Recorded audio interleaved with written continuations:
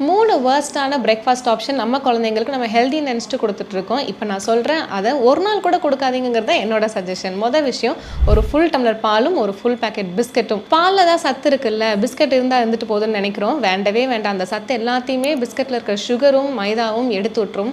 So அது ஒரு காம்பினேஷனாக விற்காதீங்க. அதுக்கு பதிலாக ஒரு ஃபுல் டம்ளர் பாலும் அதில் கொஞ்சம் மஞ்சத்தூள், பெப்பர், கரும்பு சக்கரை போட்டு கொடுத்துட்டு ஒரு 2 வாழைப்பழம் இல்லைன்னா ஒரு வாழைப்பழம் நம்ம பிரேக்ஃபாஸ்ட்டாக கொடுத்து அனுப்பலாம். 2வது வந்துட்டு சப்பாத்தி ஜாம். நான் சொன்ன மாதிரி ஜாம் வீட்டிலே வச்சுக்காதீங்கன்னு சொல்லியிருந்தேன். சப்பாத்திக்கு வந்துட்டு ஜாம் போட்டு தட்டுறதுக்கு பதிலாக அதே டைம் தான் ஒரு 2 நிமிஷம் ஒரு 3 முட்டை போட்டு புர்ஜி பண்ணிட்டு சப்பாத்தி முட்டை நல்லா உள்ள வச்சு கொடுங்க. அது ஒரு சூப்பரான ஆப்ஷனாக இருக்கும், ஹெல்த்தியாகவும் இருக்கும். பிரெட் பட்டர் ஜாம் இதுவும் ரொம்ப வேர்ஸ்டான ஒரு காம்பினேஷன். அதுக்கு பதிலாக நீங்கள் நார்மல் பிரெட்டே யூஸ் பண்ணிட்டு ஒரு பிரெட் ஆம்லேட்டாக போட்டு நடுவில் ஒரு வெள்ளரிக்காய், தக்காளி, கார்ன், சும்மா ஒரு ஆனியன் இந்த மாதிரி வச்சு ஒரு சாண்ட்விச்சாக கொடுத்தீங்கன்னா ரொம்பவே ஒரு ஹெல்தி ஆப்ஷனாக இருக்கும். ஸோ நான் சொன்ன இந்த 3 காம்பினேஷனும் ஒரு நாள் கூட கொடுக்காம இந்த 3 காம்பினேஷன் நீங்கள் கண்டிப்பாக ட்ரை பண்ணுங்க.